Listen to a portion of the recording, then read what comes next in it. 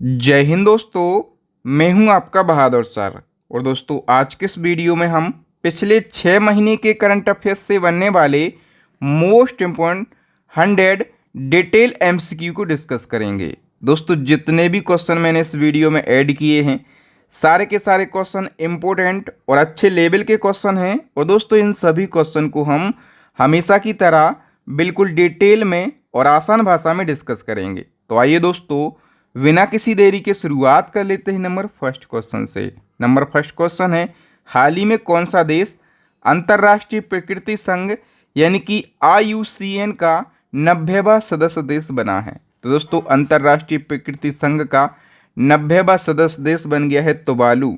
C option correct हो जाएगा। दोस्तों, ये जो अंतर्राष्ट्रीय प्रकृति संघ है, इसको शॉर्ट में IUCN कहा जाता है और इसका फुल फॉर्म होता है international union for conversation of nature. इसकी स्थापना 1948 में हुई थी।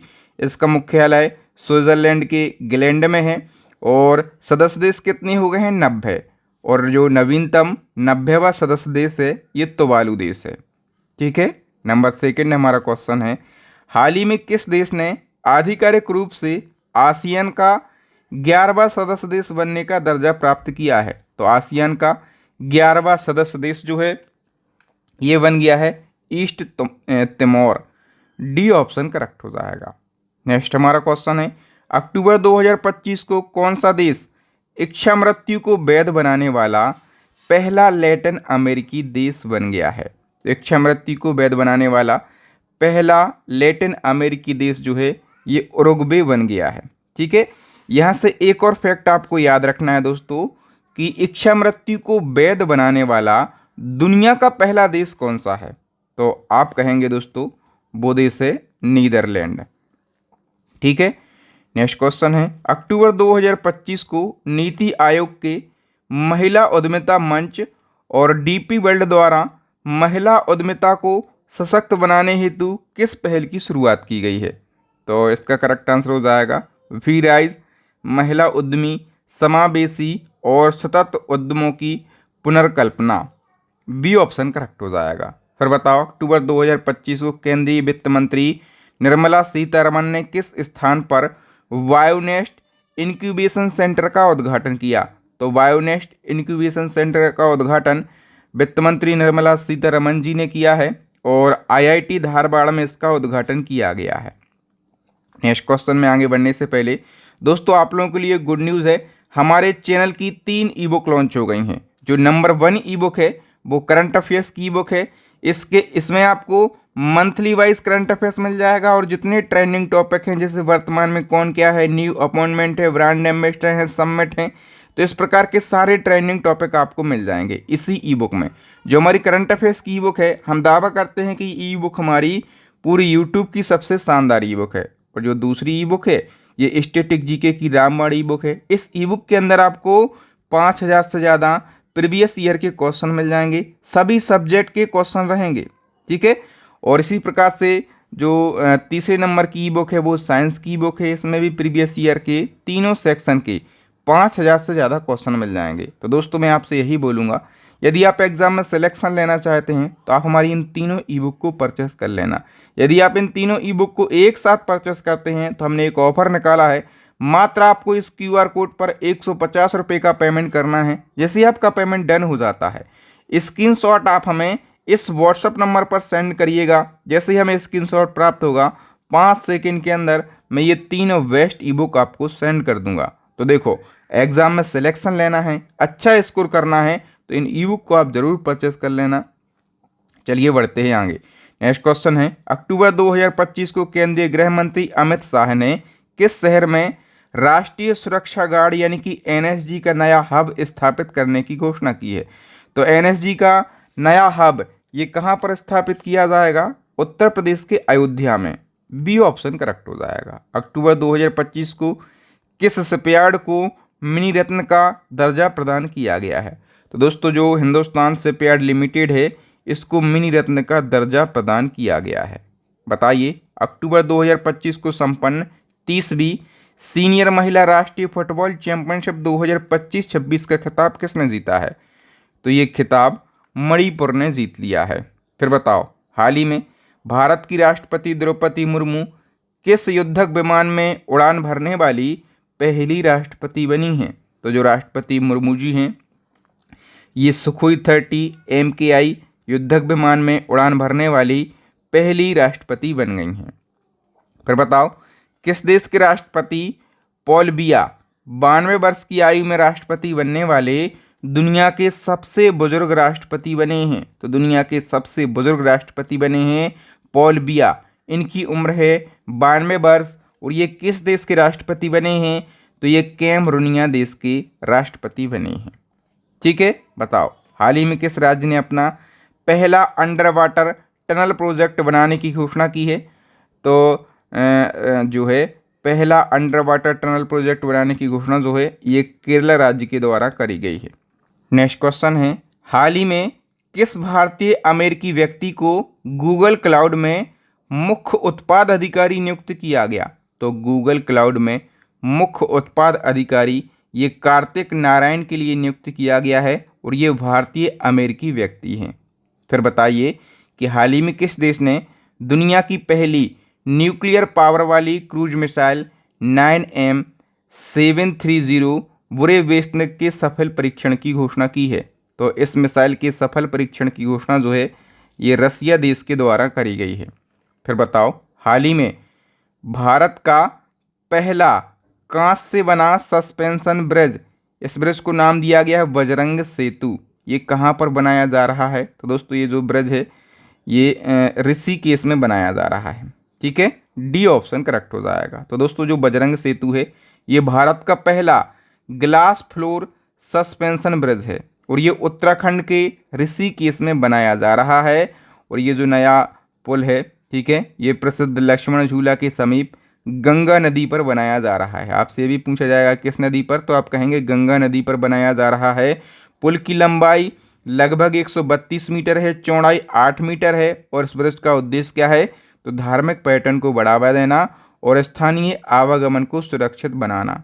उत्तराखंड पर्यटन विभाग ने घोषणा की है कि वो इसे शीघ्र ही जनता के लिए खोल देंगे, मतलब ये जल्दी ही बनकर तैयार हो जाएगा। बताइए ग्लोबल फायर पावर इंडेक्स 2025 में किस देश ने टॉप रैंक हासिल करी है? तो इसका करेक्ट आंसर हो जाएगा दोस्तों संयुक्त राज्य अमेरिका ने। देखो दोस्तों जो ग्लोबल फायर पावर इंडेक्स है इसमें क्या होता है, तो देशों को उनकी सैन्य ताकत के आधार पर रैंकिंग दी जाती है कि किस देश की सेना कितनी शक्तिशाली है। तो इसमें यदि हम टॉप 4 देशों की बात करें तो सबसे शक्तिशाली सेना संयुक्त राज्य अमेरिका की है, दूसरे नंबर पर है रसिया, तीसरे पर है चाइना और चौथे पर है अपना देश भारत। फिर बताओ दोस्तों ICC पुरुष वनडे रैंकिंग 2025 में नंबर 1 स्थान हासिल करने वाले सबसे उम्रदराज बल्लेबाज कौन बने हैं? तो फटाफट से बताइए, फोटो देख के आप लोग समझ गए होंगे। ये बन गए हैं रोहित शर्मा। ठीक है, सबसे उम्रदराज मतलब रोहित शर्मा की उम्र कितनी है? 38 साल। फिर बताओ हाल ही में भारत जापान समुद्री अभ्यास जिमैक्स 2025 का कौन सा संस्करण आयोजित किया गया? तो देखो जो युद्ध अभ्यास है उसमें 3-4 बातें तो पूछी जाती हैं। एक तो आयोजन कहाँ पर हुआ है, ठीक है, दूसरा पूछा जाता है संस्करण और तीसरा पूछा जाता है कि किन किन देशों के बीच में यह अभ्यास होता है। तो जिमैक्स अभ्यास की हम बात कर रहे हैं, इसका 2025 में 9वां संस्करण आयोजित हुआ है। ठीक है, और जिमैक्स अभ्यास जो है इसका आयोजन भारत और जापान के बीच में किया जाता है। ये एक समुद्री अभ्यास है, 9वां संस्करण आयोजित हुआ है और आयोजन किया गया है जापान के योकोसुका में। इस अभ्यास में भारतीय नौसेना के INS सहाद्री ने भाग लिया। इस अभ्यास का उद्देश्य है दोनों देशों की नौसेनाओं के बीच सामरिक सहयोग, समुद्री सुरक्षा और इंटरऑपरेटिबिलिटी को बढ़ावा देना। फिर बताओ हाल ही में ऑस्ट्रिया हिंद 2025 संयुक्त सैन्य अभ्यास कहाँ आयोजित हुआ है? तो नाम से ही आप बता सकते हैं ऑस्ट्रिया हिंद। इसका मतलब ये है कि इसका आयोजन किस किस देश के बीच में किया जाता है? तो अपने देश भारत और ऑस्ट्रेलिया के बीच में इसका आयोजन किया जाता है। ठीक है, और इसका आयोजन जो है ये ऑस्ट्रेलिया में ही किया गया है। ऑस्ट्रेलिया के यदि पूछा जाए स्थान तो ऑस्ट्रेलिया की पर्थ में इसका आयोजन किया गया है। ठीक है, फिर संस्करण पूछा जाएगा तो आप कहेंगे इसका 4था संस्करण आयोजित हुआ है 13 से 26 अक्टूबर तक इसका आयोजन किया गया है। नेक्स्ट क्वेश्चन है, हाल ही में 8000 मीटर से अधिक ऊंचाई वाली दुनिया की 9 चोटियों पर चढ़ने वाले पहले भारतीय कौन बने हैं? तो 8000 मीटर से अधिक ऊंचाई वाली दुनिया की 9 चोटियों पर चढ़ने वाले पहले भारतीय जो हैं ये बन गए हैं भरत थम्मीनैनी। बी ऑप्शन करेक्ट हो जाएगा। ठीक है, तो ये कहाँ के हैं दोस्तों? तो जो भरत थम्मीनैनी हैं ये आंध्र प्रदेश के पर्वतारोही हैं। फिर बताओ, अक्टूबर 2025 में किसे हुंडई इंडिया का पहला भारतीय एमडी और सीईओ नियुक्त किया गया? तो हुंडई इंडिया के एमडी और सीईओ बनने वाले पहले भारतीय व्यक्ति का नाम है तरुण गर्ग। वी ऑप्शन करेक्ट हो जाएगा। फिर बताओ, हाल ही में स्लोवेनिया देश के किस शहर को वर्ष 2025 के सर्वश्रेष्ठ पर्यटन गांव में शामिल किया गया? तो देखो, सर्वश्रेष्ठ पर्यटन गांव की यदि हम बात करें तो ये स्लोवेनिया देश का बेलेड गांव बना है। ठीक है, बी ऑप्शन करेक्ट हो जाएगा। बताओ, 5वें खेलो इंडिया यूनिवर्सिटी गेम्स 2025 का आयोजन कहाँ पर किया जाएगा? तो इनका आयोजन जो है ये राजस्थान राज्य में किया जाएगा। ठीक है, और अभी आयोजन किया जाएगा 24 नवंबर से 5 दिसंबर तक। ठीक है, बताओ, अक्टूबर 2025 में किसे सुप्रीम कोर्ट ऑफ इंडिया की समिति में पहली ट्रांसजेंडर सदस्य नियुक्त किया गया है? तो सुप्रीम कोर्ट ऑफ इंडिया की समिति में पहली ट्रांसजेंडर सदस्य जो हैं ये नियुक्त हुई हैं अक्कई पद्मशाली। सी ऑप्शन करेक्ट हो जाएगा। चीन के नानजिंग में आयोजित तीरंदाजी विश्व कप 2025 में कांस्य पदक जीतकर महिला कंपाउंड तीरंदाजी में पदक जीतने वाली पहली भारतीय कौन बनी है? तो इनका नाम है ज्योति सुरेखा। वी ऑप्शन करेक्ट हो जाएगा। किस राज्य को भारत का पहला अत्यधिक गरीबी मुक्त राज्य घोषित किया गया? तो भारत का पहला अत्यधिक गरीबी मुक्त राज्य जो है ये केरला राज्य के लिए घोषित किया गया है। इम्पोर्टेंट क्वेश्चन है, इसको याद रखेंगे। बताओ, राष्ट्रीय हरित हाइड्रोजन मिशन के तहत कितने भारतीय बंदरगाहों को ग्रीन हाइड्रोजन हब के रूप में मान्यता दी गई है? तो दोस्तों 3 बंदरगाह हैं, ठीक है, जिनको ग्रीन हाइड्रोजन हब के रूप में मान्यता दी गई है। हम डिटेल से कवर करेंगे। तो दोस्तों, एक मिशन है राष्ट्रीय हरित हाइड्रोजन मिशन, और इस मिशन के तहत भारत सरकार ने 3 प्रमुख बंदरगाहों को ग्रीन हाइड्रोजन हब के रूप में नॉमिनेट किया है। ठीक है, ये कौन कौन से बंदरगाह हैं? एक है दीनदयाल, या फिर इसको कांडला पोर्ट बोलते हैं, ये गुजरात में है। दूसरा है वीआर चिदबरनार पोर्ट, ये तमिलनाडु में है। तीसरा है पारादीप पोर्ट, ये कहाँ पर है? उड़ीसा में। दोस्तों, इन पोर्ट्स का चयन ग्रीन एनर्जी उत्पादन, उपयोग और निर्यात की दिशा में भारत के नेट जीरो उत्सर्जन लक्ष्य को आगे बढ़ाने के लिए किया गया है। इस पहल से ग्रीन शिपिंग और ग्रीन लॉजिस्टिक को प्रोत्साहन मिलेगा। और दोस्तों, एक मिशन है राष्ट्रीय हरित हाइड्रोजन मिशन, इसी मिशन के तहत इनको ये मान्यता दी गई है। तो याद रखना, इस मिशन की शुरुआत कब हुई थी? 2023 में। फिर बताओ, हाल ही में केंद्रीय स्वास्थ्य मंत्रालय के द्वारा भारत की पहली मानसिक स्वास्थ्य राजदूत के रूप में किसे नियुक्त किया गया? तो भारत की पहली मानसिक स्वास्थ्य राजदूत जो हैं ये बनी है दीपिका पादुकोण। ठीक है, अभिनेत्री दीपिका पादुकोण। फिर बताओ दोस्तों, हाल ही में बीएसएफ में पहली महिला फ्लाइट इंजीनियर कौन बनी? तो इसका करेक्ट आंसर हो जाएगा भावना चौधरी। फिर बताओ, हाल ही में कहाँ पर भारत के पहले सेमीकंडक्टर इनोवेशन म्यूजियम का उद्घाटन किया गया? तो भारत का पहला सेमीकंडक्टर इनोवेशन म्यूजियम, इसका उद्घाटन हैदराबाद में किया गया है। नेक्स्ट क्वेश्चन है, हाल ही में WCPA केंटन मिलर पुरस्कार प्राप्त करने वाली पहली भारतीय कौन बनी है? तो इनका नाम है डॉक्टर सोनाली घोष। तो याद रखना दोस्तों, जो डॉक्टर सोनाली घोष हैं ये WCPA केंटन मिलर पुरस्कार प्राप्त करने वाली पहली भारतीय बनी हैं। ये जो पुरस्कार है ये WCPA यानी कि विश्व संरक्षित क्षेत्र आयोग के द्वारा दिया जाता है, और ये पुरस्कार संरक्षित क्षेत्रों, वन्यजीव संरक्षण और पारिस्थितिकी में उत्कृष्ट योगदान देने वालों को सम्मानित करता है। तो जो डॉक्टर सोनाली घोष हैं ये कौन है? जो अपना काजीरंगा नेशनल पार्क है असम में, ठीक है, उसकी क्षेत्र निदेशक हैं। नेक्स्ट क्वेश्चन है, अभी हाल ही में फिक्की के नए अध्यक्ष कौन बने हैं? तो दोस्तों अनंत गोयनका ये अभी फिक्की के नए अध्यक्ष बन गए हैं। फिक्की मतलब क्या, डायरेक्टली फुल फॉर्म पूछा जाता है फिक्की का, तो federation of Indian chambers of commerce and industry इसका फुल फॉर्म होता है। इसके हिंदी में बोलते हैं भारतीय वाणिज्य एवं उद्योग महासंघ। स्थापना 1927 में, हेडक्वार्टर नई दिल्ली में।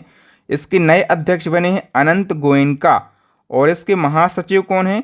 तो ज्योति बिज फिक्की के महासचिव हैं। और देखो फिक्की की स्थापना किसने करी थी? घनश्याम दास बिरला ने फिक्की की स्थापना करी थी। फिर बताओ दोस्तों, यूनेस्को का अगला महानिदेशक यानी कि डायरेक्टर जनरल किसे नियुक्त किया गया? तो यूनेस्को के नए डायरेक्टर जनरल जो हैं ये बन गए हैं खालिद एल एनानी। ठीक है, और ये कौन है? तो दोस्तों ये मिस्र देश के पूर्व पर्यटन और पुरातात्विक मंत्री हैं। फिर बताओ, हाल ही में मिसेज यूनिवर्स 2025 का खिताब जीतने वाली पहली भारतीय महिला कौन बनी हैं? तो इनका नाम है शेरी सिंह। ठीक है, भारत की बेटी हैं शेरी सिंह, और इन्होंने मिसेज यूनिवर्स 2025 का ताज जीतकर इतिहास रच दिया, क्योंकि वो ये खिताब जीतने वाली पहली भारतीय बनी हैं। और ये जो प्रतियोगिता है दोस्तों मिसेज यूनिवर्स, इसका आयोजन फिलीपींस की राजधानी मनीला में किया गया। और इस प्रतियोगिता में 120 देशों की प्रतिभागियों ने हिस्सा लिया। और इस प्रतियोगिता का इस साल 48वां संस्करण आयोजित हुआ है। नेक्स्ट क्वेश्चन है, प्रधानमंत्री नरेंद्र मोदी ने किस महिला विदेशी प्रधानमंत्री की किताब के भारतीय संस्करण के लिए प्रस्तावना लिखी है? तो देखो दोस्तों, जॉर्जिया मेलोनी जो कि इटली की प्रधानमंत्री हैं, और ये इटली की पहली महिला प्रधानमंत्री हैं। ठीक है, और इनकी एक किताब है, इसका भारतीय संस्करण आने वाला है किताब का। ठीक है, तो भारतीय संस्करण के लिए प्रस्तावना लिखने का काम किया है पीएम नरेंद्र मोदी जी ने। थोड़े से मैं आपको फैक्ट बता देता हूँ। पीएम मोदी ने जॉर्जिया मेलोनी जो कि इटली की प्रधानमंत्री हैं, और इनकी एक किताब है, आत्मकथा है एक्चुअल में। इस आत्मकथा का नाम है I am Giorgio, my roots my principle. और इस किताब का भारतीय संस्करण आने वाला है, तो इसकी प्रस्तावना जो है ये पीएम नरेंद्र मोदी जी ने लिखी है। ठीक है, मेलोनी जो है 2022 में इटली की पहली महिला प्रधानमंत्री बनी थी, ये फैक्ट भी याद रखना। और इस किताब में उन्होंने महिला नेतृत्व, मातृत्व और राजनीतिक सक्रियता जैसे अनुभवों को साझा किया है। फिर बताओ, आईसीसी महिला क्रिकेट वर्ल्ड कप 2025 का खिताब किस देश ने जीता है? तो ये खिताब अपने देश भारत ने जीता है, और भारत ने अपने एक रिकॉर्ड भी बनाया है। क्या रिकॉर्ड बनाया है? 47 साल के इंतजार के बाद भारत ने पहली बार महिला क्रिकेट वर्ल्ड कप का खिताब जीत लिया है। और भारत ने फाइनल मुकाबले में किसको हराया है? साउथ अफ्रीका को 52 रनों से हराया है।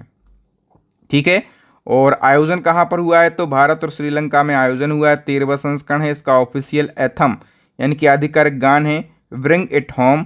इस गाना को गाया है श्रेया घोषाल ने। देखो, कुल 8 टीमें शामिल हुई। 8 टीमों के बीच में 31 मैच खेले गए। जीता है भारत ने। तो भारत की तरफ से कप्तानी करी हरमनप्रीत कौर ने, और विजेता रहा है साउथ अफ्रीका। कप्तानी करी लाउरा बोल्बार्ट ने। उद्घाटन मैच हुआ है असम क्रिकेट एसोसिएशन स्टेडियम में। फाइनल मैच हुआ है डीवाई पाटिल स्टेडियम मुंबई में। विजेता टीम यानी कि भारत को 39 करोड़ रुपए की राशि दी गई है। सबसे ज़्यादा रन बनाए हैं लाउरा बोल्बार्ट ने जो कि साउथ अफ्रीका की हैं, 571 रन। सबसे ज़्यादा विकेट भारत की दीप्ति शर्मा ने लिए हैं, 22 विकेट। और प्लेयर ऑफ द मैच दिया गया फाइनल का भारत की शेफाली वर्मा को। और प्लेयर ऑफ द टूर्नामेंट या फिर प्लेयर ऑफ द सीरीज दिया गया है भारत की दीप्ति शर्मा को। और 12वां जो महिला क्रिकेट वर्ल्ड कप दोस्तों हुआ था, ठीक है, ये किसने जीता था? ऑस्ट्रेलिया ने। और 13वां किसने जीत लिया है? अपने प्यारे देश भारत ने ये जीत लिया है। ठीक है, अपने लिए गर्व की बात है चूँकि पहली बार जीता है।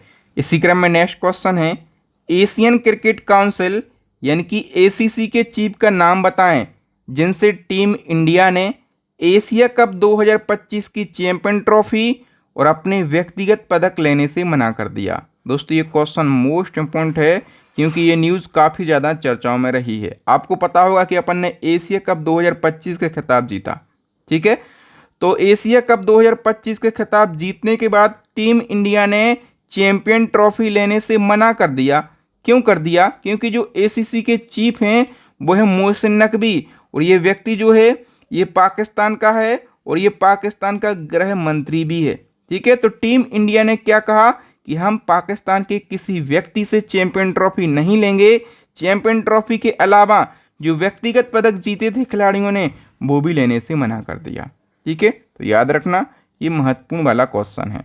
बीसीसीआई के न्यू चेयरमैन बने हैं, इनका नाम बताओ फटाफट से। मिथुन मनहास ये बीसीसीआई के चेयरमैन बने हैं और इनने रोजर बिन्नी का स्थान लिया है, ठीक है। बीसीसीआई भारत में जितने भी क्रिकेट मैच होते हैं उन सभी को रेगुलेट करता है। इसका फुल फॉर्म होता है board of control for cricket in India. स्थापना 1928 में, हेडक्वार्टर मुंबई में है और मिथुन मनहास जो हैं इसके अध्यक्ष बन गए हैं। सचिव कौन है? देवजीत सैकिया इसके सचिव हैं। फिर बताओ मोरक्को में भारत की पहली विदेशी रक्षा फैक्ट्री का उद्घाटन किसने किया है? तो इसका करेक्ट आंसर हो जाएगा दोस्तों भारत के रक्षा मंत्री राजनाथ सिंह और मोरक्को के रक्षा मंत्री अब्देल लतीफ लोदी ने भारत की पहली विदेशी फैक्ट्री का उद्घाटन मोरक्को में किया है, ठीक है। याद रखना आप लोग, सी ऑप्शन करेक्ट हो जाएगा और प्रयुक्त दोनों जनों ने संयुक्त रूप से उद्घाटन किया। हाल ही में घोषित राष्ट्रीय फिल्म पुरस्कार 2025 में सर्वश्रेष्ठ अभिनेता का पुरस्कार किसने जीता है? तो राष्ट्रीय फिल्म पुरस्कार 2025 में सर्वश्रेष्ठ अभिनेता का पुरस्कार दो जनों ने जीता है। जवान मूवी के लिए शाहरुख खान ने, ट्वेल्थ फेल मूवी के लिए विक्रांत मैसी ने। सी ऑप्शन सही हो जाएगा। देखो राष्ट्रीय फिल्म पुरस्कार महत्वपूर्ण है, इसलिए एक एक फैक्ट को बहुत अच्छे से समझ लो। ये भारत में सबसे प्रतिष्ठित पुरस्कारों में से एक है। ये पुरस्कार भारतीय सिनेमा में उत्कृष्ट योगदान के लिए दिया जाता है। शुरुआत हुई थी 1954 में। ये पुरस्कार सूचना एवं प्रसारण मंत्रालय के द्वारा दिया जाता है। 2025 में राष्ट्रीय फिल्म पुरस्कारों का 71वां संस्करण आयोजित हुआ है। आयोजन किया गया है नई दिल्ली स्थित राष्ट्रीय मीडिया केंद्र में। इसमें बेस्ट एक्टर का अवार्ड शाहरुख खान ने जवान मूवी के लिए और विक्रांत मैसी ने ट्वेल्थ फेल मूवी के लिए जीता है संयुक्त रूप से। बेस्ट एक्ट्रेस का अवार्ड रानी मुखर्जी ने जीता है। बेस्ट डायरेक्टर का अवार्ड सुदीप्तो सेन ने जीता है। बेस्ट फीचर फिल्म का अवार्ड ट्वेल्थ फेल मूवी ने और बेस्ट फीचर हिंदी फिल्म का अवार्ड कटहल मूवी ने जीता है। फिर बताइए दोस्तों Dada Saheb Phalke life time achievement award 2025 से किसे सम्मानित किया गया? तो ये सम्मान जीता है मोहनलाल ने, ठीक है। मोहनलाल मलयालम सिनेमा के सुपरस्टार हैं। दादा साहब फाल्के पुरस्कार 2025 का ये 55वां संस्करण है और ये जो पुरस्कार है भारतीय सिनेमा का सर्वोच्च सम्मान है और ये सम्मान मलयालम सिनेमा के सुपरस्टार मोहनलाल को दिया गया और ये पुरस्कार इन्हें वर्ष 2023 के लिए दिया गया है। इससे पहले जो 54वां दादा साहब फाल्के पुरस्कार है यह अभिनेता मिथुन चक्रवर्ती को दिया गया था। इस पुरस्कार की शुरुआत 1969 में हुई और पहली बार ये पुरस्कार देविका रानी को दिया गया था। फिर बताओ सितंबर 2025 में किसे अर्थशास्त्र के लिए पीवी नरसिम्हा राव स्मृति पुरस्कार दिया गया है? तो ये पुरस्कार दोस्तों पूर्व पीएम और प्रसिद्ध अर्थशास्त्री डॉक्टर मनमोहन सिंह जी के लिए दिया गया है, ठीक है। तो याद रखना सितंबर 2025 में पूर्व पीएम और प्रख्यात अर्थशास्त्री डॉक्टर मनमोहन सिंह जी को मरणोपरांत अर्थशास्त्र के लिए पीवी नरसिम्हा राव स्मृति पुरस्कार से सम्मानित किया गया और ये पुरस्कार उन्हें भारत के आर्थिक सुधारों, राष्ट्र निर्माण और उत्कृष्ट योगदान के लिए दिया गया है और उनकी तरफ से ये पुरस्कार प्राप्त किया है उनकी पत्नी गुरशरण कौर ने, ठीक है। ये भी as a fact as a question पूछ लिया जाता है। किस देश ने डेला नामक दुनिया का पहला एआई मंत्री नियुक्त किया? दुनिया का पहला एआई मंत्री नियुक्त किया गया है और इस मंत्री का नाम क्या है? तो इस मंत्री का नाम है दोस्तों डेला, ठीक है। और ये किस देश ने नियुक्त किया है? अल्बानिया देश ने। तो याद रखो सितंबर 2025 को अल्बानिया देश ने इतिहास रचते हुए दुनिया की पहली एआई निर्मित मंत्री को अपॉइंट कर दिया है। इस एआई निर्मित मंत्री को नाम दिया गया है डेला और अल्बानिया के जो पीएम हैं एडी रामा, इनने इस एआई निर्मित मंत्री को अपने मंत्रिमंडल में भी शामिल कर लिया है और इस एआई निर्मित मंत्री को कौन सा मंत्रालय दिया गया है? तो सार्वजनिक खरीद मंत्रालय इसको दिया गया है। ठीक है, फिर बताओ राष्ट्रीय हिंदी दिवस कब मनाया जाता है? तो ये दिवस हर साल 14 सितंबर को मनाया जाता है। कब मनाया जाता है? 14 सितंबर को, क्योंकि 14 सितंबर 1949 को संविधान सभा ने हिंदी को भारत की राजभाषा घोषित किया। इसका उद्देश्य हिंदी के प्रचार प्रसार और उसकी सांस्कृतिक पहचान को बढ़ावा देना। 2025 की थीम है एकता और सांस्कृतिक गौरव की वैश्विक आवाज। और दोस्तों एक फैक्ट याद रखो, वर्ल्ड हिंदी डे हर साल 10 जनवरी को मनाया जाता है। बताओ स्वच्छ वायु सर्वेक्षण 2025 के अनुसार 10 लाख से ज़्यादा आबादी वाले शहरों में पहली रैंक किसकी है? तो करेक्ट आंसर हो जाएगा दोस्तों ऑप्शन ए, इंदौर की। तो अभी हाल ही में जो पर्यावरण, वन और जलवायु परिवर्तन मंत्रालय है, इसके द्वारा 130 शहरों पर एक सर्वेक्षण किया गया और स्वच्छ वायु सर्वेक्षण 2025 के अनुसार 10 लाख से अधिक आबादी वाले शहरों में रैंकिंग में पहला स्थान मध्य प्रदेश के इंदौर शहर का है और 3 से 10 लाख वाली आबादी वाले शहरों की रैंकिंग में पहला स्थान महाराष्ट्र के अमरावती का है। 3 लाख से कम आबादी वाले शहरों की रैंकिंग में पहला स्थान मध्य प्रदेश के देवास का है। ठीक है, फिर बताइए दोस्तों विश्व एथलेटिक चैंपियनशिप के ऊंची कूद के फाइनल में पहुंचने वाले पहले भारतीय कौन बने हैं? तो अभी जो वर्ल्ड एथलेटिक्स चैंपियनशिप हुई, इसके ऊंचे कूद के फाइनल में पहुंचने वाले जो पहले भारतीय हैं ये सर्वेश कुसारे बने हैं।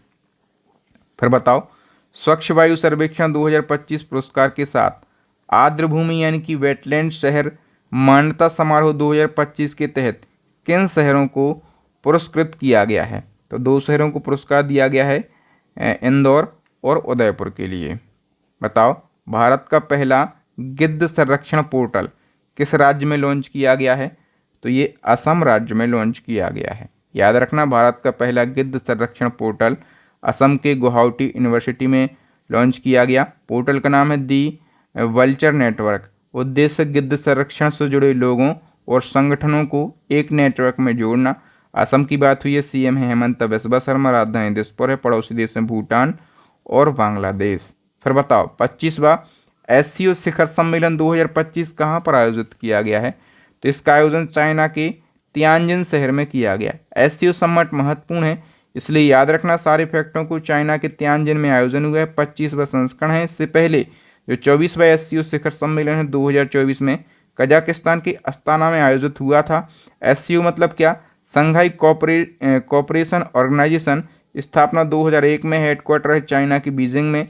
और देखो एससीओ के सदस्य देश कितने हैं? 9 हैं। ठीक है, कौन कौन से हैं वो मैंने यहाँ पर लिख दिए हैं। अपना देश भारत और पाकिस्तान भी इसका सदस्य देश है। ये दोनों देश 2017 में ऐड हुए थे। फिर बताओ 2025 का रेमन मैग्सेसे पुरस्कार पाने वाला पहला भारतीय एनजीओ कौन सा बना है? तो रेमन मैग्सेसे पुरस्कार जीतने वाला पहला भारतीय एनजीओ ये बन गया foundation to educate girl globally. इसको शॉर्ट में एजुकेट गर्ल कहा जाता है। बड़ा महत्वपूर्ण प्रश्न है, एजुकेट गर्ल। ये एनजीओ जो है ये भारत का पहला ऐसा एनजीओ बना है जिसने रेमन मैग्सेसे पुरस्कार जीता है और इस एनजीओ को लड़कियों की शिक्षा को बढ़ावा देने और समाज की रूढ़ियों को बदलने के काम के लिए सम्मानित किया गया। इस एनजीओ की शुरुआत 2007 में हुई थी और शुरुआत किसने की थी? सफीना हुसैन ने, जो कि राजस्थान से हैं, या फिर राजस्थान से शुरुआत हुई थी। और देखो जो रेमन मैग्सेसे पुरस्कार है, इस पुरस्कार को एशिया का नोबेल पुरस्कार कहा जाता है। स्थापना 1957 में हुई थी। ये पुरस्कार 31 अगस्त को फिलीपींस की राजधानी मनीला में दिया जाता है। ठीक है, देखो 2025 में ये पुरस्कार भारत के एजुकेट गर्ल ने तो जीता ही है, इसके अलावा 2 और व्यक्ति हैं। ठीक है, ये तो अपना देश का एनजीओ है, इसके अलावा 2 इंडिविजुअल व्यक्ति हैं। एक हैं मालदीव की शाहिना अली और दूसरे हैं फिलीपींस के फिलेवियानो एंटनियो एल बेलानोवा। ठीक है, नेक्स्ट क्वेश्चन है, हाल ही में भारत का पहला पूर्णतः डिजिटल साक्षर राज्य कौन सा बना है? ये भी महत्वपूर्ण क्वेश्चन है, तो इसका करेक्ट आंसर हो जाएगा केरला। तो अगस्त 2025 को केरला भारत का पहला पूर्णतः डिजिटल साक्षर राज्य बन गया है और इस उपलब्धि की घोषणा केरला के सीएम पिनाराई विजयन ने करी है और केरला ने ये उपलब्धि डिजी केरल परियोजना के अंतर्गत हासिल करी है। कुछ और फैक्ट हैं जो कि याद रखना। भारत का पहला संविधान साक्षर जिला आपसे पूछा जाएगा तो आप कहेंगे केरला का कोल्लम है। भारत का पहला पूर्णतः डिजिटल बैंकिंग वाला राज्य पूछा जाएगा तो आप कहेंगे केरला है। फिर आपसे पूछा जाएगा भारत का पहला पूरी तरह से डिजिटल बैंकिंग लागू करने वाला जिला, आप कहेंगे केरला का त्रिशूर जिला है। फिर भारत का पहला पूर्णतः डिजिटलीकृत गांव आपसे पूछा जाएगा तो आप कहेंगे केरला का पोलम्पाराप ग्राम पंचायत है। और भारत का पहला खुद की इंटरनेट सेवा इस्तेमाल करने वाला राज्य पूछा जाए तो आप कहेंगे खुद केरला है। देखो केरला से कितने सारे फैक्ट हैं जो कि महत्वपूर्ण भी हैं तो इनको याद रखेंगे। इसी क्रम में मई 2025 में भारत का पहला पूर्ण साक्षर राज्य कौन सा बना? तो भारत का पहला पूर्ण साक्षर राज्य ये बना है दोस्तों मिजोरम। ठीक है, तो याद रखना मिजोरम को भारत का पहला पूर्ण साक्षर राज्य घोषित किया गया है। इसकी घोषणा मिजोरम के सीएम लालदुहुमा के द्वारा की गई है। उन्होंने बताया है कि मिजोरम ने 98.2% साक्षरता दर प्राप्त कर ली है, जो कि केंद्र सरकार के शिक्षा मंत्रालय के निर्धारित 95% की सीमा से अधिक है। नेक्स्ट क्वेश्चन है, रेलवे बोर्ड के अध्यक्ष और सीईओ का नाम बताओ जिनका कार्यकाल केंद्र सरकार ने 2026 तक के लिए बढ़ा दिया है। तो रेलवे बोर्ड के अध्यक्ष और सीईओ हैं सतीश कुमार, 26 तक के लिए इनका कार्यकाल बढ़ाया गया है।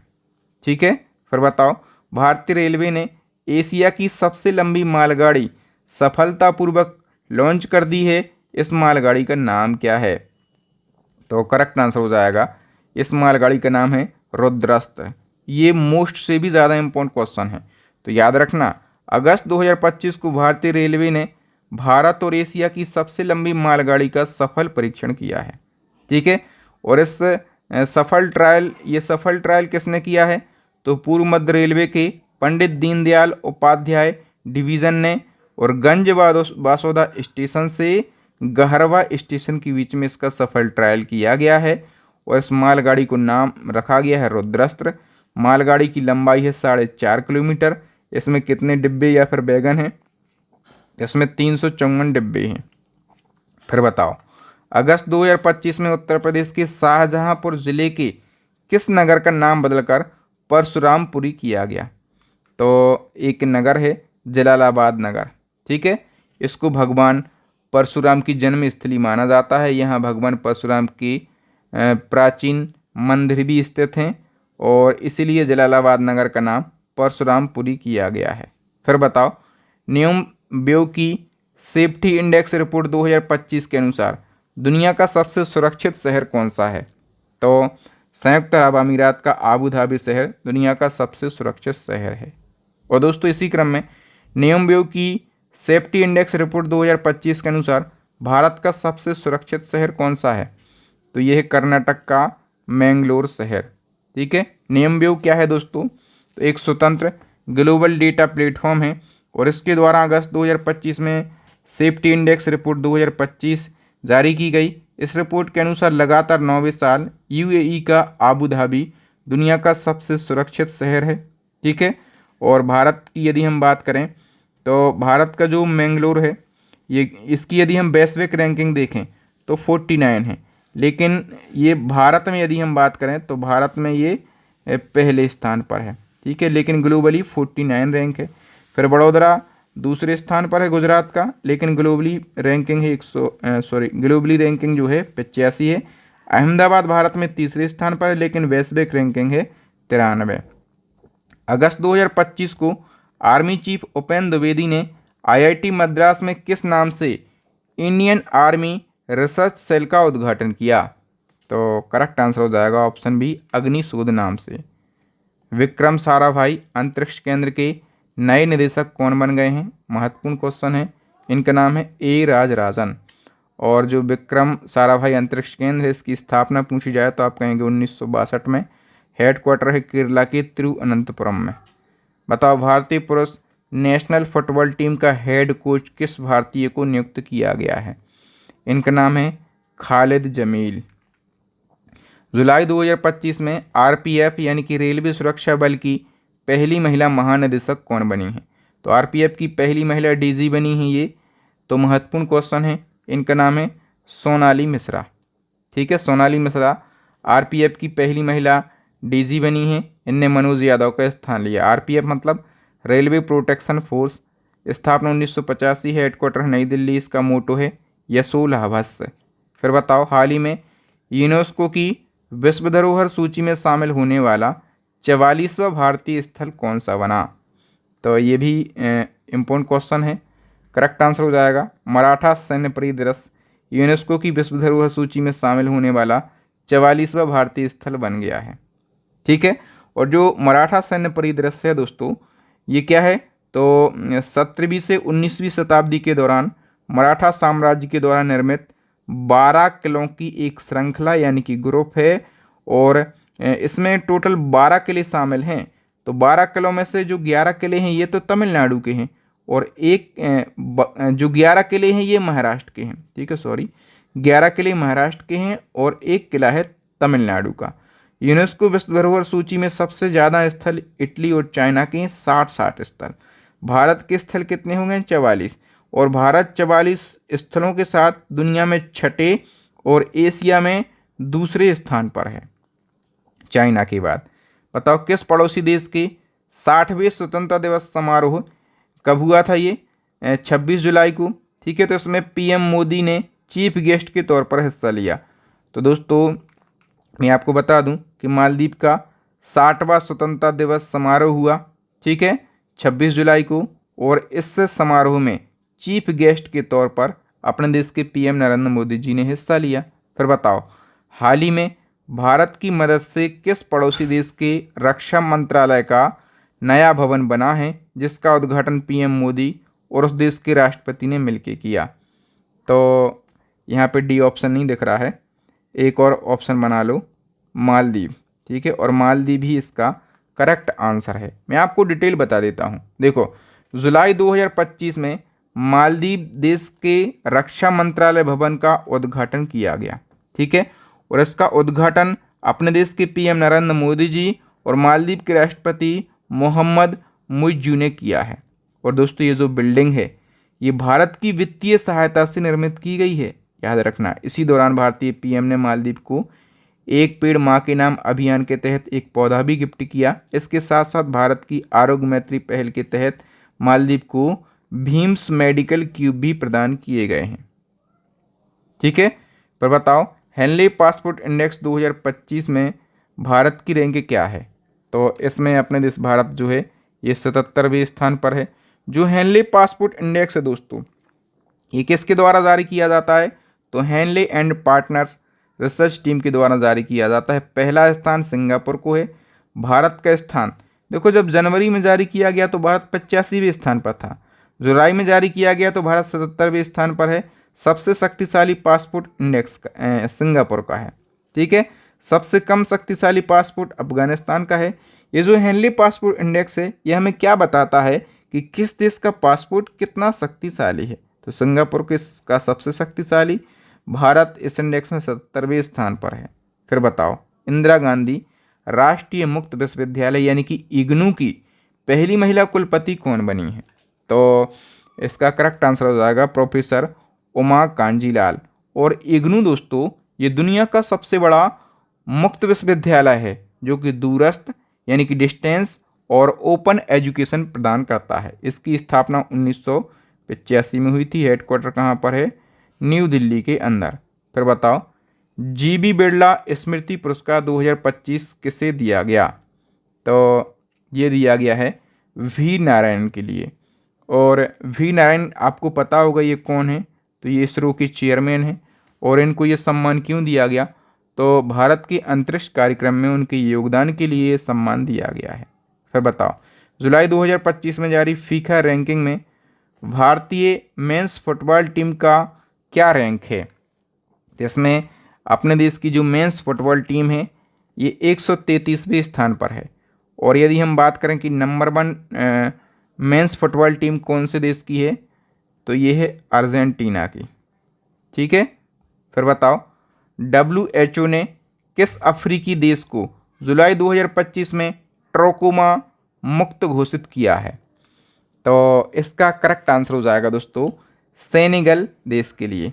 हम बात करें ट्रैकोमा क्या है, तो ट्रैकोमा दोस्तों एक संक्रामक नेत्र रोग है, मतलब आंखों से संबंधित बीमारी है जो कि लंबे समय तक आंखों की सफाई और स्वच्छता की कमी से फैलती है। और सेनेगल देश को WHO ने ट्रैकोमा मुक्त घोषित किया है। हाल ही में लॉन्च की गई दी वन नामक पुस्तक किस प्रसिद्ध क्रिकेटर की आत्मकथा है, तो ये भी याद रखो दोस्तों, दी वन नामक पुस्तक जो है ये ऑटोबायोग्राफी है शिखर धवन की। डी ऑप्शन करेक्ट हो जाएगा।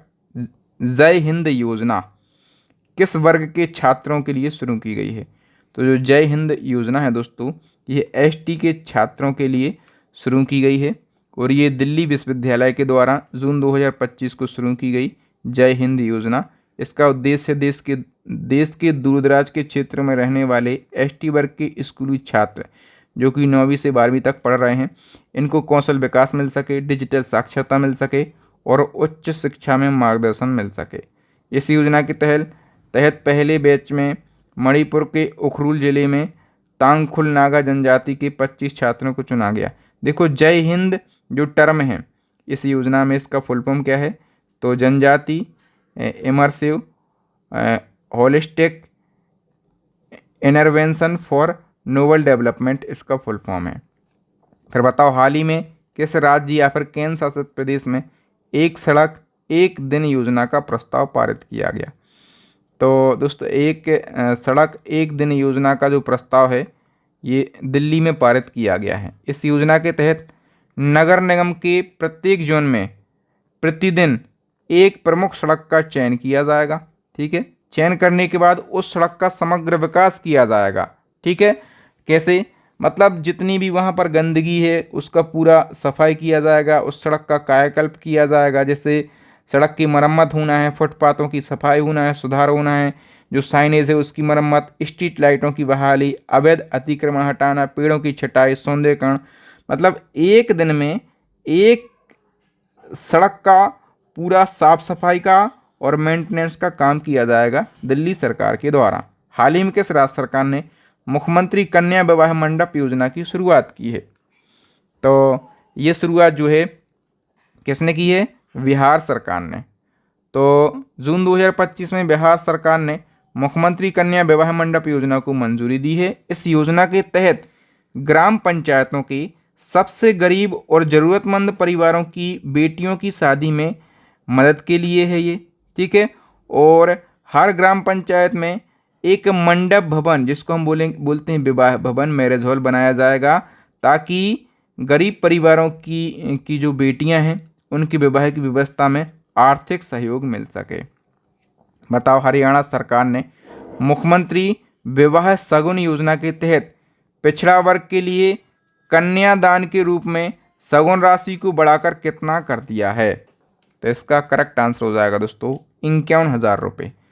पहले कितने मिलते थे, तो 41,000 रुपये पहले इस योजना के तहत दिए जाते थे। और ये योजना कब शुरू हुई, तो 2016 में हरियाणा सरकार ने इस योजना को शुरू किया था। फिर बताओ इको टूरिज्म को बढ़ावा देने के लिए किस राज्य में बफर में सफ़र नामक योजना शुरू की गई, तो इको टूरिज्म को बढ़ावा देने के लिए बफर में सफ़र योजना यूपी की सरकार ने शुरू करी है। फिर बताओ सड़क सुरक्षा को बढ़ावा देने और दुर्घटनाओं को कम करने के उद्देश्य से किस राज्य सरकार ने राहवीर योजना की शुरुआत करी है, तो इसकी शुरुआत मध्य प्रदेश सरकार ने करी है। इस योजना के तहत यदि कोई नागरिक गंभीर सड़क दुर्घटना में घायल व्यक्ति की जान बचाने में अपना योगदान देता है तो सरकार क्या करेगी, सरकार उसको 25,000 रुपये का इनाम देगी। समझ रहे हैं आप, यदि कोई सड़क पर दुर्घटना से पीड़ित डला हुआ है तो ऐसे में लोग इग्नोर कर देते हैं कि कौन फंसेगा केस में, कौन अस्पताल ले जाए, तो ये सारी समस्याएं कम होंगी। आप अस्पताल ले जाइए, इलाज करवाइए। ठीक है, राहवीर योजना के तहत यदि आपका चयन हो जाता है तो 25,000 रुपये की राशि आपको दी जाएगी पुरस्कार के रूप में। अगस्त 2025 में मिस इंडिया यूनिवर्स 2025 के खिताब किसने जीता है, करेक्ट आंसर हो जाएगा ऑप्शन सी, मनिका विश्वकर्मा ने। तो याद रखना मिस इंडिया यूनिवर्स 2025 प्रतियोगिता का आयोजन राजस्थान के जयपुर में किया गया। ये दूसरा संस्करण है, पहला संस्करण 24 में हुआ था और ये जीता था रिया सिंघा ने। और 2025 का जो दूसरा संस्करण है ये मनिका विश्वकर्मा ने जीता है, जो कि राजस्थान के श्री गंगानगर की हैं। और इसी के साथ मनिका विश्वकर्मा मिस यूनिवर्स 2025 के लिए क्वालिफाई कर चुकी हैं। अगस्त 2025 में 43वां लोकमान्य तिलक राष्ट्रीय पुरस्कार किसे प्रदान किया गया है? तो ये पुरस्कार नितिन गडकरी जी को दिया गया है, जो कि केंद्रीय सड़क और परिवहन मंत्री हैं। और ये पुरस्कार दोस्तों तिलक स्मारक मंदिर ट्रस्ट के द्वारा 1983 में शुरू किया गया था। ये पुरस्कार उन व्यक्तियों को दिया जाता है जिन्होंने देश की प्रगति और विकास में उल्लेखनीय योगदान दिया हो। फिर बताओ, अर्थशास्त्र के क्षेत्र में नोबेल पुरस्कार 2025 किसे प्रदान किया गया? तो अर्थशास्त्र के क्षेत्र में जो नोबेल प्राइज है दोस्तों ये 3 जनों को दिया गया है, Peter Howitt, Philippe Aghion, Joel Mokyr. D option correct हो जाएगा, और प्रयुक्त तीनों को। अब देखो याद कैसे करना है, तीनों के नाम याद करना बहुत कठिन काम होता है, ठीक है। तो अर्थशास्त्र के क्षेत्र में नोबेल पुरस्कार विजेताओं के नाम याद करने के लिए एक छोटी सी ट्रिक है। देखो, यदि किसी ने आपका पैसा उधार लेके रखा है, ठीक है, वापस नहीं कर रहा है, वो कैसे पैसा वापस करेगा मैं आपको बताता हूँ। पहले उसको पीटो, ठीक है, अच्छे से तो बोलने से नहीं दे रहा ना, पहले उसको पीटो, फिर उसको फ्लिप करो। फ्लिप मतलब उसका हाथ मरोड़ दो, ऐसे करके फ्लिप कर दो, ठीक है। पीटो, फ्लिप करो और फिर अपना पेमेंट क्लियर करा लो, है ना भाई। प्यार से नहीं मान रहा ना, तो पीटो, फ्लिप करो और अपना पेमेंट क्लियर करा लो। तो देखो तीनों नाम याद हो जाएंगे। पीटो से पीटर हॉबिट, फ्लिप करो से फिलिप एगियन, और फिर क्या करा लो, क्लियर मतलब जोएल मोक्यर। मोक्यर से हो जाएगा अपना क्लियर। तो पेमेंट की बात हो रही है, तो ये अर्थशास्त्र के क्षेत्र के विजेता हैं, ऐसे हम याद कर सकते हैं। क्यों दिया गया? तो इनोवेशन से चलने वाली इकोनॉमिक ग्रोथ को समझने में उनके योगदान के लिए दिया गया है, ठीक है। तो ये इकोनॉमी की विजेता हैं, आपको याद रखना है। हमने 2024 के विजेता भी लिख दिए हैं, तो ये भी आप याद रख सकते हैं। फिर बात आती है शांति के क्षेत्र में नोबेल प्राइज़ की। तो शांति के क्षेत्र में नोबेल प्राइज़ के विजेता केवल एक ही हैं, उनका नाम है मारिया कोरानो मचाडो, ठीक है। तो याद रखना दोस्तों, जो मारिया कोरानो मचाडो हैं, इनने शांति का नोबेल प्राइज़ जीता है और ये वेनेजुएला की राजनीतिक कार्यकर्ता हैं। अब कैसे ट्रिक से याद रखेंगे, हम ऐसा सोच सकते हैं वेनेजुएला में शांति मचा दी, तो शांति मचा दी से बन जाएगा क्या, मचाडो, ठीक है। क्यों दिया गया है? तो वेनेजुएला में लोकतंत्र और मानवाधिकारों की रक्षा के लिए नोबेल शांति पुरस्कार दिया गया है, ठीक है। नॉर्वे की संसद है स्टोटिंग, तो ये स्टोटिंग के द्वारा चुनी गई 5 सदस्यीय समिति के द्वारा शांति का नोबेल प्राइज़ दिया जाता है। शांति का नोबेल प्राइज़ दोस्तों हमेशा नॉर्वे की राजधानी ओस्लो में प्रदान किया जाता है, बाकी के 5 जो हैं वो अलग जगह दिए जाते हैं, ठीक है। तो 2024 के विजेता कौन है? निहोन हिदानकियो, जो कि एक जापानी संगठन है। फिर बताओ दोस्तों, साहित्य के क्षेत्र के नोबेल पुरस्कार विजेता कौन है? तो साहित्य यानी कि जो लिटरेचर का नोबेल प्राइज़ है दोस्तों, ये किसके लिए दिया गया है? तो ये दिया गया है लाज़लो क्रास्नाहोरकाई के लिए। अब देखो हम इसको कैसे याद रख सकते हैं। सबसे पहले याद रखना, साहित्य का नोबेल प्राइज़ लाज़लो क्रास्नाहोरकाई के लिए दिया गया, जो कि हंगरी देश के लेखक हैं। अब नाम तो बहुत ज़्यादा कठिन है, कैसे याद रखना है? जो अपना साहित्य है, साहित्य जो हमारा, उसको जलाना नहीं है। जलाओ मत, हर कोई पढ़ो, जलाओ मत, हर कोई पढ़ो, जलाओ, लाज़लो, हर कोई, तो ये क्या, होरकाई, है ना। तो ऐसे जलाओ मत, हर कोई पढ़ो, तो ये नाम आपके दिमाग में क्लिक हो जाएगा। और ये हंगरी देश के लेखक हैं। क्यों दिया गया? उनके गहन और दूरदर्शी साहित्यिक कार्य के लिए दिया गया है। बताओ, यूनेस्को ने अपने memory of the world register में भारत की किन पांडुलिपियों को अप्रैल 2025 में शामिल किया? तो यूनेस्को का एक memory of the world register है, इसमें भारत की 2 पांडुलिपियों को शामिल किया गया है। एक है भगवद गीता और दूसरा है नाट्य शास्त्र। अब भारत के 14 दस्तावेजी जो हैं वो विरासत संग्रह हो गए हैं, ठीक है। एशिया की सबसे बड़ी जंगल सफारी भारत के किस राज्य में स्थापित की जाएगी? तो ये हरियाणा राज्य में स्थापित की जाएगी।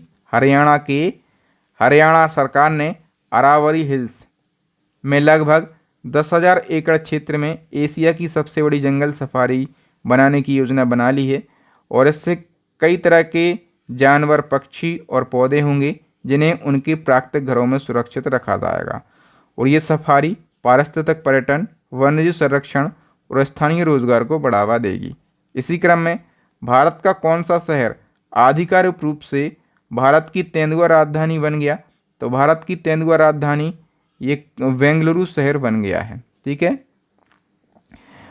होले मट्टी नेचर फाउंडेशन के द्वारा एक सर्वे किया गया। इस सर्वे में पता चलता है कि बेंगलुरु और उसके आसपास के क्षेत्रों के जंगलों में 80 तेंदुए रहते हैं।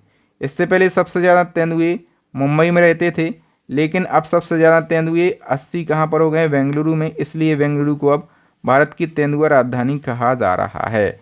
बताओ, प्रबंधन प्रभावशीलता मूल्यांकन 2020 से 25 में राष्ट्रीय उद्यानों के प्रबंधन में सबसे अच्छा प्रदर्शन करने वाला राज्य कौन सा रहा है? तो करेक्ट आंसर हो जाएगा ऑप्शन सी, केरला राज्य। बताओ, भारत के पहले तितली अभ्यारण्य का उद्घाटन किस राज्य में किया गया? भारत का पहला तितली अभ्यारण्य, इसका उद्घाटन केरला राज्य में किया गया। तो याद रखना, मोस्ट इम्पोर्टेंट है, भारत का पहला तितली अभ्यारण्य केरला राज्य के कन्नूर जिले में स्थित अरलम वन्यजीव अभ्यारण्य को बनाया गया। इस अभ्यारण्य का अब नाम भी बदल दिया गया है, अरलम तितली अभ्यारण्य इसका नाम रखा गया है। यहाँ 266 से अधिक तितलियों की प्रजातियों को संरक्षित किया गया है, जिनमें कई प्रकार की दुर्लभ और संकटग्रस्त प्रजातियां भी शामिल हैं। अप्रैल 2025 में भारत का पहला भेड़िया अभ्यारण्य कहाँ पर स्थापित किया गया? भारत का पहला भेड़िया अभ्यारण्य ये झारखंड के लातेहार के महुआ डांड स्थान पर स्थापित किया गया है। फिर बताओ, किस राज्य सरकार ने गंगा डॉल्फिन संरक्षण के लिए डॉल्फिन सफारी बनाने की घोषणा की है? तो उत्तर प्रदेश में, और उत्तर प्रदेश के वाराणसी में डॉल्फिन सफारी बनाई जाएगी। एक और क्वेश्चन बताओ, भारत का 107वां राष्ट्रीय उद्यान कौन सा बना? तो सिमलीपाल राष्ट्रीय उद्यान है जो कि भारत का 107वां राष्ट्रीय उद्यान बना है। और ये किस राज्य में है सिमलीपाल राष्ट्रीय उद्यान? तो ये उड़ीसा राज्य के मयूरभंज में है। ये भी पूछा जाएगा कहाँ पर है? मयूरभंज जिले में। और 845 वर्ग किलोमीटर क्षेत्र में ये फैला हुआ है। इसी क्रम में भारत का जो 58वां टाइगर रिजर्व है ये माधव नेशनल पार्क के लिए घोषित किया गया है। ये माधव नेशनल पार्क किस राज्य में है? फटाफट से बताओ। मध्य प्रदेश में है। और ज़िला पूछा जाए तो मध्य प्रदेश के शिवपुरी ज़िले में ये स्थित है। ठीक है। इसको 58वें टाइगर रिजर्व के रूप में मान्यता दी गई है। तो ये भारत का 58वां बना है। लेकिन पूछा जाए मध्य प्रदेश राज्य का ये कौन सा है? तो ये मध्य प्रदेश का 9वां टाइगर रिजर्व बना है। नेक्स्ट क्वेश्चन है, वर्ष 2025 में स्कॉट होम वाटर प्राइज, इस पुरस्कार को जल का नोबेल पुरस्कार कहा जाता है। ये पुरस्कार किसे प्रदान किया गया है? करेक्ट आंसर हो जाएगा गुंटर ब्लॉसेल के लिए। और इनको ये पुरस्कार बाढ़ जोखिम विश्लेषण और जल संसाधन प्रबंधन के लिए दिया गया है। फिर बताओ, अनुच्छेद 370 हटाए जाने के समय जम्मू कश्मीर के राज्यपाल कौन थे जिनका अगस्त 2025 में निधन हो गया? तो भैया, जब अनुच्छेद 370 हटा था, कब हटा था? 5 अगस्त 2019 को। उस समय जम्मू कश्मीर के राज्यपाल थे सत्यपाल मलिक। और इनका अभी दोस्तों अगस्त 2025 को निधन हो गया है। निधन कब हुआ है? 5 अगस्त 2025 को। 79 वर्ष की आयु में किडनी से रिलेटेड बीमारी चल रही थी। ठीक है। और सत्यपाल मलिक जो हैं ये जाट समुदाय से ताल्लुक़ रखते हैं। मूल रूप से उत्तर प्रदेश के बागपत से थे, लेकिन उनकी पैतृक जड़ें हरियाणा से जुड़ी हैं। ये 5 राज्यों के गवर्नर रह चुके हैं, जम्मू कश्मीर, मेघालय, गोवा, उड़ीसा और बिहार। ठीक है। लेकिन ये जम्मू कश्मीर के उस समय गवर्नर थे जब जम्मू कश्मीर से अनुच्छेद 370 हटा था। 1960 के दशक में ये राजनीति में आए। 1980 के दशक में कुछ समय कांग्रेस से जुड़े रहे। फिर 2004 में भाजपा में शामिल हो गए और 2012 में ये भाजपा के राष्ट्रीय उपाध्यक्ष भी बने और इन 5 राज्यों के राज्यपाल भी रह चुके हैं। जुलाई 2025 में पेशेवर क्रिकेट में मात्र 5 गेंदों में 5 विकेट लेने वाले पहले पुरुष खिलाड़ी कौन बने हैं? तो इनका नाम है दोस्तों कर्टिस केम्पर। और ये कौन है? तो ये आयरलैंड के ऑलराउंडर हैं। नेक्स्ट क्वेश्चन है, हाल ही में डिजिटल पेमेंट अवार्ड 2024-25 किसे प्रदान किया गया है? तो ये award India post payment bank के लिए प्रदान किया गया। सी ऑप्शन करेक्ट हो जाएगा। किस भारतीय क्रिकेटर को सोशल मीडिया प्लेटफॉर्म रेडिट ने अपना ब्रांड एम्बेसडर बनाया? तो रेडिट एक सोशल मीडिया प्लेटफॉर्म है, इसका ब्रांड एम्बेसडर सचिन तेंदुलकर के लिए बनाया गया। किस शहर में भारत का पहला of grid green hydrogen pilot plant शुरू किया गया है? तो ये कहाँ पर शुरू किया गया? कच्छ में। ठीक है। टेस्ट मैच की दोनों पारियों में शतक लगाने वाले पहले भारतीय विकेट कीपर कौन बने हैं? करेक्ट आंसर हो जाएगा ऑप्शन डी, ऋषभ पंत। फिर बताओ, अंतरिक्ष में जाने वाले दूसरे भारतीय कौन बने हैं? इनका नाम है Sudhanshu Shukla. B option correct हो जाएगा। बताओ, किस नदी पर बने दुनिया के सबसे ऊंचे रेलवे पुल का उद्घाटन पीएम नरेंद्र मोदी जी ने किया? तो देखो, दुनिया के सबसे ऊंचे रेल पुल बन चुका है। ठीक है, और ये चिनाब नदी पर बना हुआ है। याद रखना दोस्तों, पीएम मोदी जी ने 6 जून को चिनाब नदी पर बने दुनिया के सबसे ऊंचे रेलवे पुल का उद्घाटन किया। ये पुल जम्मू कश्मीर के रियासी जिले में बना हुआ है। ठीक है, फैक्ट याद रखना, क्वेश्चन में पूछा जाएगा। ये पुल उधमपुरा Srinagar Baramulla rail link project के तहत बनाया गया। इस ब्रिज का नाम क्या है? Chenab rail bridge. ये जो ब्रिज है चिनाब नदी पर बना है, ऊंचाई 359 मीटर है और लंबाई 1.3 किलोमीटर है। और ये जो पेरिस का एफिल टावर है इससे भी ऊंचा है। ठीक है। फिर बताओ, ईरान और इजराइल में संघर्ष के बीच भारत ने अपने नागरिकों को स्वदेश लाने के लिए कौन सा अभियान चलाया है? तो इसका करेक्ट आंसर हो जाएगा ऑप्शन ए, ऑपरेशन सिंधु। फिर बताओ, भारत का पहला सौर ऊर्जा संचालित शहर किस शहर को घोषित किया गया? तो भारत का पहला सौर ऊर्जा संचालित शहर मध्य प्रदेश के सांची शहर के लिए घोषित किया गया है। इसी क्रम में भारत का पहला 24x7 सौर ऊर्जा संचालित गांव कौन सा है? तो ये गांव है दोस्तों मोढेरा गांव, और ये गांव गुजरात राज्य के और मेहसाणा ज़िले में स्थित है। ठीक है, तो दोस्तों यहाँ पर हमने पिछले 6 महीने के करंट अफेयर्स से बनने वाले मोस्ट इम्पोर्टेंट 100 से भी ज़्यादा क्वेश्चन को डिस्कस कर लिया है। मुझे उम्मीद है कि आपको मेरे पढ़ाने का तरीका और कंटेंट की क्वालिटी और क्वेश्चन का लेवल ज़रूर अच्छा लगा होगा। यदि आप चाहते हैं इसी प्रकार से पिछले 1 साल के करंट अफेयर्स को पढ़ना, तो हमारी करंट अफेयर्स की ई बुक लॉन्च हो गई है। इस ई बुक में आपको मंथली वाइज करंट अफेयर्स तो मिल ही जाएगा, साथ में ट्रेंडिंग टॉपिक भी मिल जाएंगे, जितने ट्रेंडिंग टॉपिक हैं जहां से हमेशा एग्जाम में क्वेश्चन पूछे जाते हैं। तो ये जो ई बुक है करंट अफेयर्स की, इसको परचेस कर लेना। स्टैटिक जीके की रामबाण ई बुक को परचेस कर लेना। साइंस की ई बुक को परचेस कर लेना। मैंने ऑफर रख दिया है, यदि आप तीनों ई बुक को एक साथ परचेस करते हैं तो केवल आपको 150 रुपये का पेमेंट करना है इस QR कोड पर। जैसे ही आपका पेमेंट डन होता है, आप हमें स्क्रीनशॉट इस व्हाट्सएप नंबर पर सेंड कीजिएगा, तो हम आपको ये तीनों ई बुक जो हैं 5 सेकंड के अंदर आपके व्हाट्सएप पर ही सेंड कर देंगे। तो एग्ज़ाम में सिलेक्शन लेने के लिए आपके माथे पे ये जो बेरोज़गारी का कलंक लगा है, इसको मिटाने के लिए आप हमारी ई बुक को ज़रूर परचेस कर लेना। ठीक है, मुझे उम्मीद है कि आपको मेरे पढ़ाने का तरीका, कंटेंट की क्वालिटी ज़रूर अच्छी लगी होगी। यदि अच्छी लगी है तो मेरे इस वीडियोस को लाइक कीजिए, शेयर कीजिए, पॉजिटिव कमेंट कीजिए और साथ में चैनल को कर लीजिए सब्सक्राइब। सब्सक्राइब करना इसलिए ज़रूरी है ताकि जब मैं किसी नए वीडियो को अपलोड करूंगा तो उसका नोटिफिकेशन आपको सबसे पहले मिल सकेगा। थैंक यू, जय हिंद। मैं हूं आपका बहादुर सर, मिलूंगा नेक्स्ट वीडियो में।